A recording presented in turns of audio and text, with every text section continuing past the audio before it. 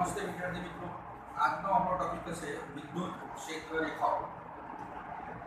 તો વિદ્યુત ક્ષેત્ર રેખાઓ શું છે એ સમજવા માટે આપણે યામ પદ્ધતિના ઉગમ બિંદુ પર એક ધન વિદ્યુતભાર મૂકી દઈશું।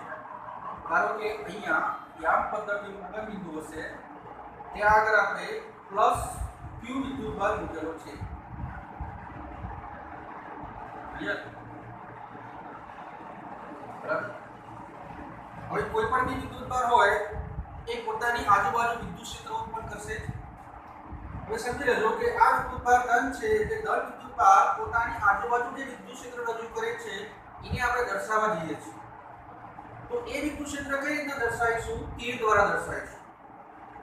તો ધન વિદ્યુતભાર દ્વારા ઉદ્ભવતું વિદ્યુત ક્ષેત્ર હંમેશા બહારની તરફ હોય, એટલે મેં આ ધન વિદ્યુતભારનું વિદ્યુત ક્ષેત્રની દિશા જે દિશામાં વિદ્યુત ક્ષેત્ર હોય બહારની તરફ એ દિશામાં મેં તીર દોર્યા આ રીતના।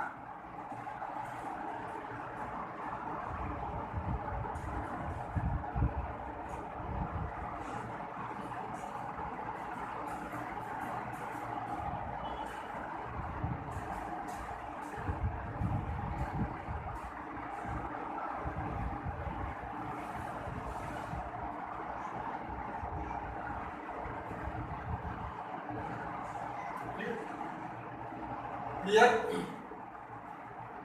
હવે તમે આકૃતિમાં જુઓ, જે મેં તીર દોર્યા છે એ ક્રમશઃ નાના થતા જાય છે। તો એ મેં સદિશો દોર્યા, આ સદિશ તીર એ કઈ રીતના દોર્યા? તો મને એક ફંડામેન્ટલ આઈડિયા ખબર હતી કે જે વિદ્યુત ક્ષેત્ર E છે એ વિદ્યુત ક્ષેત્ર E ની ફોર્મ્યુલા શું છે? કે Q/r²। એનો મતલબ કે એ વિદ્યુત ક્ષેત્ર એ અંતરના વર્ગના વ્યસ્ત પ્રમાણમાં છે। ને જેમ જેમ અંતર વધશે એમ વિદ્યુત ક્ષેત્ર ઘટશે।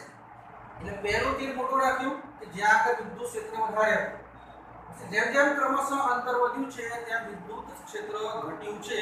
એનો મતલબ કે તીરની લંબાઈ ઘટી છે। એટલે મેં તીર કઈ રીતના દોર્યા છે, સદિશ કઈ રીતના દોર્યા છે? તો એ સદિશ અવકાશમાં જે તે બિંદુ આગળ વિદ્યુત ક્ષેત્રની તીવ્રતા રજૂ કરશે। જ્યાં આગળ મારો સદિશ મોટો હશે ત્યાં આગળ વિદ્યુત ક્ષેત્ર વધારે હશે, જ્યાં આગળ સદિશ નાનો હશે ત્યાં વિદ્યુત ક્ષેત્ર ઓછું હશે। એટલે કે વિદ્યુતભારથી હું જેમ જેમ દૂર જઈશ તેમ સદિશની લંબાઈ નાની થતી જાય, એટલે કે વિદ્યુત ક્ષેત્રની તીવ્રતા ઘટતી જાય છે। એટલે એક ફંડા ક્લિયર થાય કે વિદ્યુતભારથી દૂરના વિસ્તારમાં વિદ્યુત ક્ષેત્રની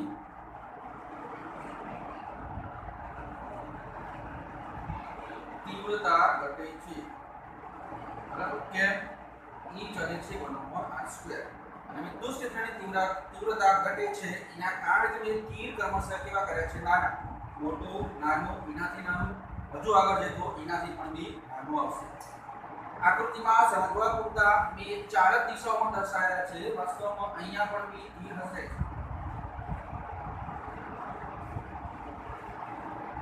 બરાબર? એ રીતના અહીંયા પણ હશે, કારણ કે વિદ્યુત ક્ષેત્ર એ ત્રિપરિમાણમાં હોય।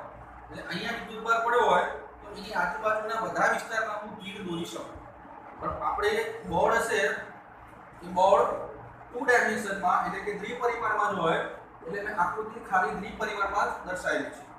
ઓકે, હવે બીજું કામ શું કરીએ છીએ? આગળ આ જે મેં તીરો દોર્યા એ દરેકે દરેક તીરને હું જોઈન્ટ કરી દઉં છું।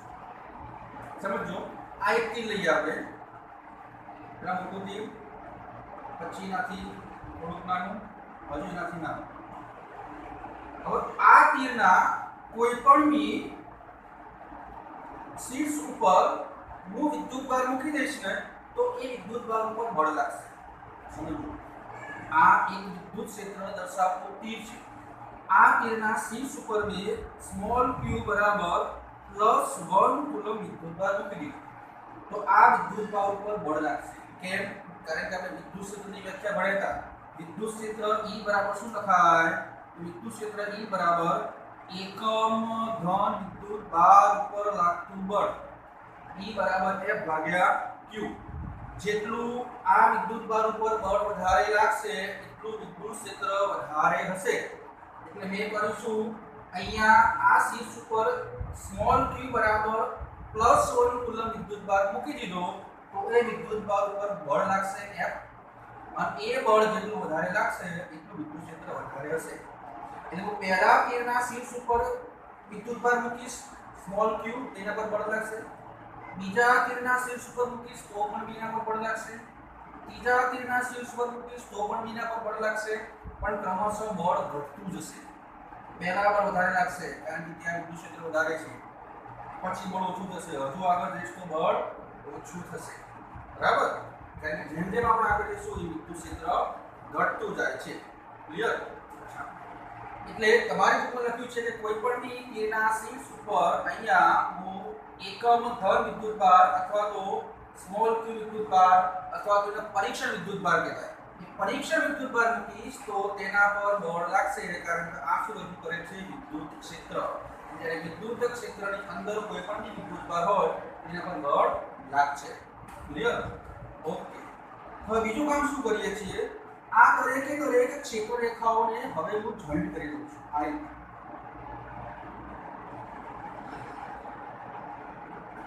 આજે દરેક સદિશ હતા એ સદિશના જે તીર હતા એ તીરને જોઈન્ટ કરી દીધું તો આ જોઈન્ટ કરવા બાદ જે આ જે ક્રિએટ થયું એને શું કહીશું આપણે વિદ્યુત ક્ષેત્ર રેખા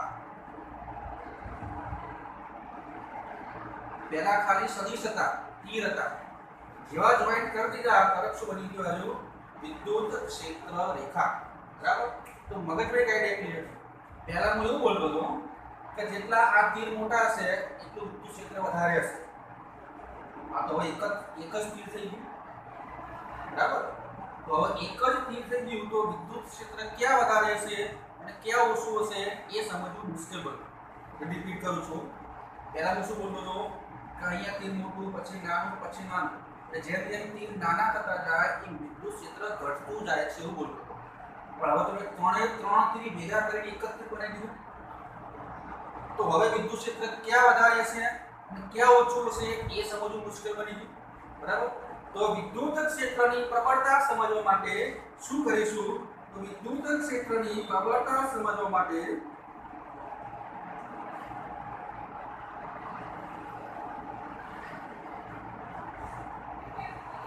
વિદ્યુત ક્ષેત્ર રેખાઓની ઘનતા નામની રાશિ વાપરવી પડશે એના માટે વિદ્યુત ક્ષેત્ર રેખા ઘનતા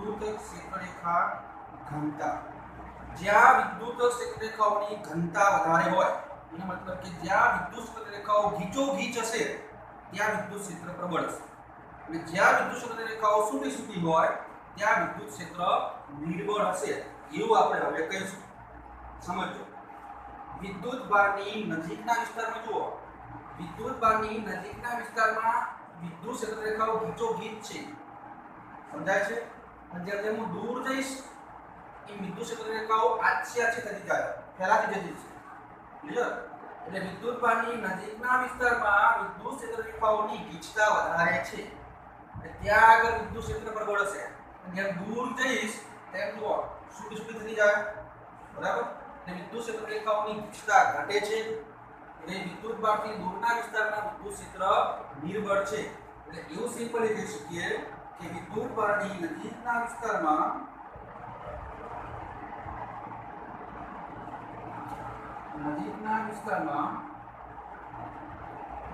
વિદ્યુત ક્ષેત્ર પ્રબળ છે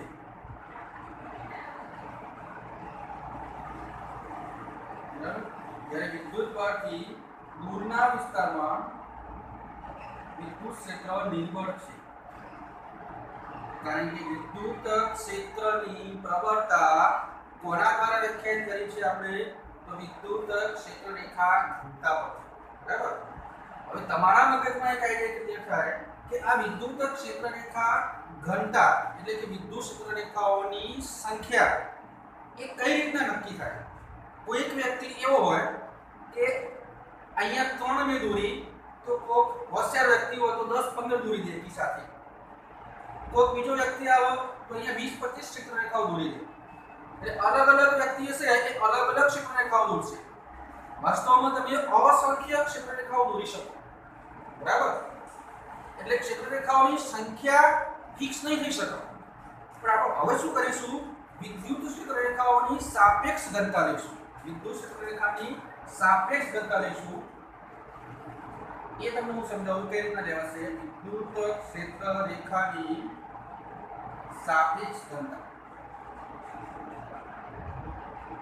બરાબર. હવે જો સાપેક્ષ ઘનતાનો મતલબ શું થાય, પહેલા ભાગની સાપેક્ષે બીજા ભાગમાં કેટલી છે એવું સમજવાનું. તો પહેલા ભાગની સાપેક્ષે બીજા ભાગમાં જો ક્ષેત્રરેખાઓ વધારે હોય તો બીજા ભાગમાં વિદ્યુત ક્ષેત્ર પ્રબળ છે, અને જે ભાગમાં ક્ષેત્રરેખાઓ ઓછી છે ત્યાં વિદ્યુત ક્ષેત્ર નિર્બળ છે. કારણ કે અગાઉ શું થયું મેં તમને સમજાવી દીધું. કોઈ વ્યક્તિ અહીંયા 10 દોરી દે, કોઈ વ્યક્તિ અહીં 15 દોરી દે, બીજો વ્યક્તિ અહીં 50 દોરી દે, અને વાસ્તવમાં કેટલી ક્ષેત્રરેખાઓ દોરી શકાય, અસંખ્ય દોરી શકાય. એટલે વિદ્યુત ક્ષેત્ર નિર્બળ છે કે પ્રબળ છે સીધું તમે કહી શકો નહીં, ખાલી ઘનતા લેવાથી, બરાબર. એની જગ્યાએ હું સાપેક્ષ ઘનતા લઈ લઉં તો મને ખબર પડી જાય કે ભાઈ આ વિસ્તારમાં ઓછી છે, આ વિસ્તારમાં વધારે છે, બરાબર. ક્લિયર. હવે વિદ્યુત ક્ષેત્રરેખાની સાપેક્ષ ઘનતા વ્યાખ્યાયિત કરવા માટે શું કરીશું, તો શું કરવાનું, જે દિશામાં તમારી વિદ્યુત ક્ષેત્રરેખા જતી હોય એને લંબ એક આડછેદ લેવાનો. એકમ ક્ષેત્રફળનો આડછેદ.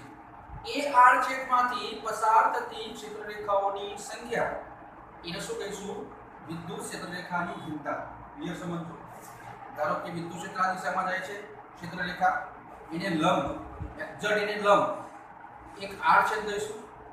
આડછેદ મતલબ ક્ષેત્રફળ, એકમ ક્ષેત્રફળ, કે જેનું ક્ષેત્રફળ 1 મીટર સ્ક્વેર હોય એવું. એ એકમ ક્ષેત્રફળમાંથી પસાર થતી ક્ષેત્રરેખાઓની સંખ્યા ગણવાની.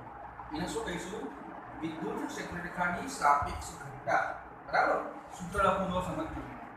વિદ્યુત ક્ષેત્રરેખાની સાપેક્ષ ઘનતા બરાબર શું લખાય, તો એકમ આડછેદના ક્ષેત્રફળથી, એકમ આડછેદના ક્ષેત્રફળથી પસાર થતી ક્ષેત્રરેખાની સંખ્યા, ક્ષેત્રરેખાની સંખ્યા,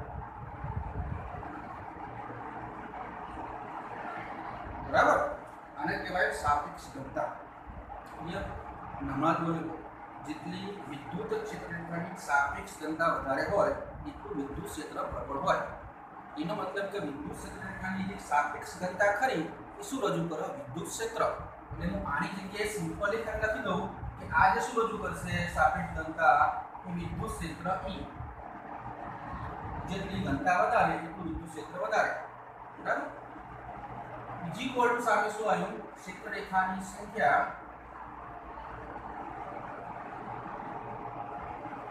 ભાગ્યા નીચે ક્ષેત્રફળના સિમ્બોલ આપ્યો A, બરાબર. એનો ગુણ્યો આ બાજુ E ગુણ્યા A બરાબર શું થયું, ક્ષેત્રરેખાની સંખ્યા. ક્લિયર. હવે સમજો. આપણે દરેક જાણીએ કે વિદ્યુત ક્ષેત્ર E એ અંતરના વર્ગના વ્યસ્ત પ્રમાણમાં છે. એટલે કે જેમ જેમ હું દૂર જઈશ એમ વિદ્યુત ક્ષેત્ર ઘટતું જશે, બરાબર. ક્ષેત્રફળ A, એક ક્ષેત્રફળ A અંતરના વર્ગના સમપ્રમાણમાં છે. કારણ કે ધારો કે અહીંયા વિદ્યુત બળ મૂક્યો હોય ને તો ત્યાંથી આમ જેમ જેમ દૂર જઈશ ને એનો અવકાશ વધતો જશે. ફિગર આ રીતે બનશે. અહીંયા વિદ્યુત બળ આનાથી જેમ જેમ દૂર જઈશ ને એમ તમે જો અવકાશ એનો વધતો જાય. અહીંયા અવકાશ ઓછો છે, બરાબર. હજુ થોડુંક દૂર જવું એટલે અંતર વધારવું, અંતર વધારીશ એનો અવકાશ વધશે. હજુ થોડુંક દૂર જવું, અંતર વધારવું એનો અવકાશ વધે છે. સમજાય? જેમ જેમ હું વિદ્યુત બળથી દૂર જઈશ એનો અવકાશ વધશે. એટલે ક્ષેત્રફળ એટલે અવકાશ એ ચલે છે r², બરાબર. જેમ જેમ દૂર જશો વિદ્યુત બળથી એનો અવકાશ વધતો જ જવાનો છે. ક્લિયર. હવે તમે અહીંયા જુઓ, E ચલે છે 1/r², A ચલે છે r². આ જે બંને સ્ટેપ ખરા ને, એક વ્યસ્ત પ્રમાણ, એક સમપ્રમાણ. એટલે એક ઘટક જેટલું પહેલું ઘટશે એટલું બીજું વધશે. એટલે બંનેનો ગુણાકાર કેવો થઈ જાય, અચળ, બરાબર. અહીંયા E ચલે છે 1/r² છે, એ ચલે છે r સ્ક્વેર છે, બરાબર? તો ઇઝ ઇક્વલ ટુ ક્ષેત્રરેખાની સંખ્યા, આ બંનેનો ગુણાકાર કેવો થાય? જો r સ્ક્વેર ઉડી જાય તો અચળ. તો આ આઈડિયા તમને શું ક્લિયર કરવાનું? તો કે ક્ષેત્રરેખાઓની સંખ્યા કેવી રહેશે? અચળ. કઈ રીતના? તો કોઈ પણ બી વિદ્યુતભાર હોય એ વિદ્યુતભારથી ઘેરાતો જે અવકાશ હશે એ અવકાશમાં ક્ષેત્રરેખાઓની સંખ્યા હંમેશા અચળ રહે છે, બરાબર? આ વિગત તમારે સમજવાનું. તમે નજીક હશો તો તમારી ક્ષેત્રરેખાની સંખ્યા 2 હતી, હજુ દૂર ગયા તો ક્ષેત્રરેખાની સંખ્યા 2 જ રહેશે, હજુ દૂર જાય તો 2 રહેશે.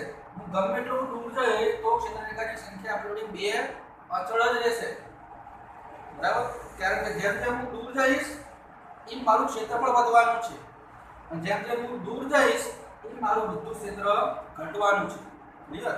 તમે વિદ્યુતભારથી જેમ જેમ દૂર જશો એમ વિદ્યુતભારના અવકાશમાં સમાયેલી ક્ષેત્રરેખાની સંખ્યા હંમેશા કેવી રહેશે? અચળ. આ તમારે એક પેરેગ્રાફમાં સમજાયેલું છે. આ ફંડા ક્લિયર રાખજો તો તમને પેરેગ્રાફ સમજાશે કે સમજવું અઘરું છે. ક્લિયર? તો મેં તમને સમજાવ્યું કે કોઈ પણ બી વિદ્યુતભાર હોય એ વિદ્યુતભારની વિદ્યુત ક્ષેત્રરેખાઓ હંમેશા અવકાશમાં ત્રિપરિમાણમાં હશે. એટલે તમે એને x, y અને z ત્રણેય અક્ષ પર રજૂ કરી શકશો. પણ આપણે બોર્ડમાં દોરીશું એ માત્ર 2 પરિમાણમાં જ આવશે. ક્લિયર? તો એ ક્ષેત્રરેખાઓની જે આકૃતિ દ્વારા સમજ મળશે એ કઈ રીતના આવશે? તો ફરી આ ફંડા ક્લિયર કરું. અહીંયા કોઈ એક વિદ્યુતભાર હશે,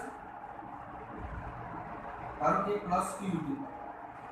તો એ +q વિદ્યુતભાર પોતાનું વિદ્યુત ક્ષેત્ર ઉત્પન્ન કરશે. આ લેવલ હશે. તમારે ઈચ્છા હોય એટલી આવા એરા બનાવી શકો.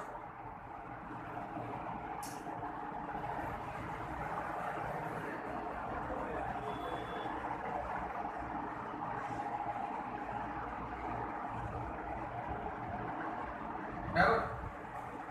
હવે તમને જો આ તમને સમજાવું. પહેલા મેં લીધું આટલો વિસ્તાર, તેનું ક્ષેત્રફળ હશે A1, બરાબર? ક્લિયર? હવે જો હું થોડું દૂર જઉં એટલે અંતર વધારીશ તો ક્ષેત્રફળ વધશે. એટલે હું અંતર વધારીને અહીંયા પહોંચ્યો ત્યાં મારું ક્ષેત્રફળ વધવાનું. આનું ક્ષેત્રફળ હશે ધારો કે A2, બરાબર? ક્લિયર? મને જો ક્ષેત્રફળ વધ્યું અંતર વધવાથી, પણ મને એટલી તો ખબર કે અંતર વધશે તો વિદ્યુત ક્ષેત્ર ઘટશે, બરાબર? એટલે તમે જુઓ બંને ઇન્વર્સની પ્રપોઝલ હતા. એટલે હું નજીક હતો ત્યારે મારી ક્ષેત્રરેખાઓ કેટલી હતી? 1 2 3 4 5 6 7. દૂર ગયો તો કેટલી થઈ? 1 2 3 4 5 6 7. એટલે આપેલા ક્ષેત્રફળમાંથી પસાર થતી ક્ષેત્રરેખાઓની સંખ્યા હજુ બદલાઈ નહીં. ક્ષેત્રરેખાની સંખ્યા કેવી રહી? અચળ, બરાબર? કારણ કે જેમ જેમ દૂર જશું ક્ષેત્રફળ વધે છે અને વિદ્યુત ક્ષેત્રની તીવ્રતા ઘટે છે. ક્લિયર? એટલે આ ફંડા અહીંયા ક્લિયર થશે. ઓકે?